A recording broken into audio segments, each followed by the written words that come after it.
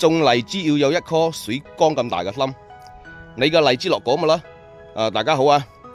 今日係2025年4月22號。呢幾日好多果農都反映今年嘅生梨落果嚴重，問係咩問題？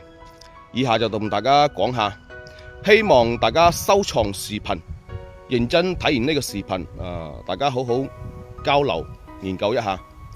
以下係我對荔枝種植所得出嘅經驗，有咩不足嘅評論區亦都希望有你嘅指教。荔枝生梨落果係一個複雜嘅過程，冇係一記兩記講得明白嘅。今年生梨落果嚴重，我覺得主要係由前期養花期高溫低溫溫差大，造成授粉受精不良、乾旱氣候因素等等影響嘅。開花後我哋嘅樹體消耗好多養分，如果你冇及時補充養分，就會導致幼果生長發育不良。加上今年土壤嘅乾旱都會影響營養嘅供應，都會對荔枝授粉受精同埋幼果發育產生不良嘅影響，加重我哋後期嘅生梨落果。再加上今年同埋舊年年底乾旱，到目前都好少落雨，前兩日落一場大雨，呢兩日咧就會加速落果。所以一直以來都叫大家培養好健壯嘅樹體、健壯嘅花穗，同時進行人工化學調控，適時合理咁補充營養，保持我哋嘅樹體營養平衡。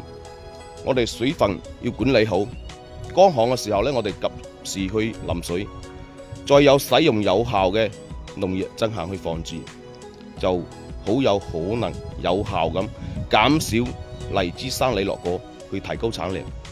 種荔枝要一步一個腳印，環環相扣嘅。每步工作我哋都要精心咁去做好，先可能有一定嘅回報，而冇係臨時用咗某種補果藥或者某種營養就可以有收成。任何一個步驟、一個方法嘅用藥，都只係錦上添花，而冇係雪中送炭。盡自己能力認知嘅範圍做好工作，剩低嘅就睇運氣噶啦。我嘅方法平時都同大家講，冇理嘅係乜嘢生梨落果期，我哋謝花啦，全營養跟上。呢啲咧係打咗2次梨花使者補果，又打咗2次壯果囊嘅。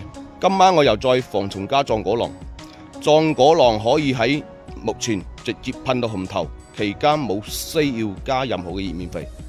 其實如果我哋一個枝條剩翻10個、10幾個荔枝，我就已經好滿足噶啦吓。加油啊！